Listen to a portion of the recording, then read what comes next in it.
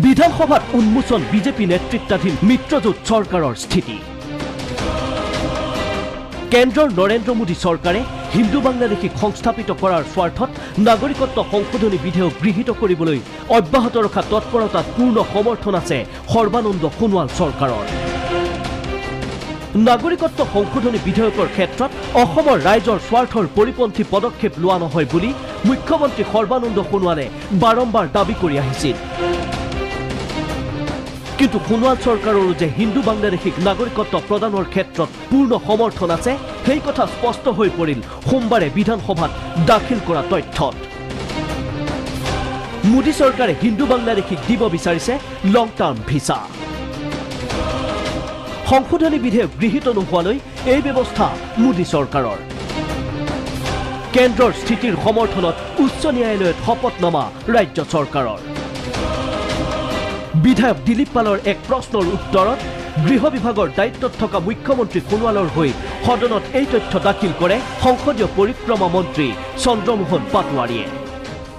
লং term ভিছাৰ কাৰণে আজি মই কুৱেশ্যন সুধিছিলোঁ আমাৰ গভৰ্ণমেণ্টৰ ফালৰ পৰা উত্তৰ আহিছে। বিধানসভাত দাখিল কৰা এই তথ্যত পোহৰলৈ আহিল এক গোপন সত্য। হিন্দু বাংলাদেশীক সংস্থাপিত কৰাৰ স্বাৰ্থত লং টাৰ্ম ভিছা প্ৰদানৰ সমৰ্থনত গৃহ বিভাগে গুৱাহাটী উচ্চ ন্যায়ালয়ত শপতনামা দাখিল কৰাৰ তথ্য পোহৰলৈ অহাত স্বাভাৱিকতেই অস্বস্তিত পৰিছে চৰকাৰৰ মিত্ৰ দল অগপ।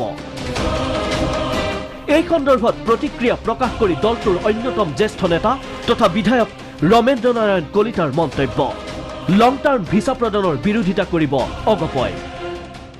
লং টাৰ্ম ভিছাৰ ক্ষেত্ৰতো আমাৰ বিৰোধিতা আছে। এই লং টাৰ্ম ভিছা আমি মানি ল'ব নোৱাৰোঁ। বিৰোধী দলৰ দলপতি দেৱব্ৰত শইকীয়া আৰু কংগ্ৰেছ বিধায়ক ৰকিবুল হুছেইনেও লং টাৰ্ম ভিছা প্ৰদানৰ বাবে ৰাজ্য চৰকাৰে ন্যায়ালয়ত শপতনামা দাখিল কৰাক লৈ প্ৰকাশ কৰিলে প্ৰতিক্ৰিয়া।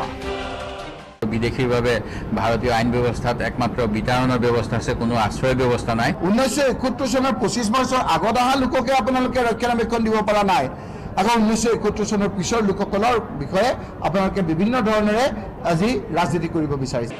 উল্লেখনীয় বিষয় যে হিন্দু বাংলাদেশীক নাগৰিকত্ব প্ৰদানৰ বাবে কেন্দ্ৰই সংশোধনী বিধেয়ক গৃহীত কৰিবলৈ বিচৰা এই কাৰ্যৰ বিৰোধিতা কৰি আহিছে ৰাজ্যৰ বিভিন্ন দল সংগঠনে।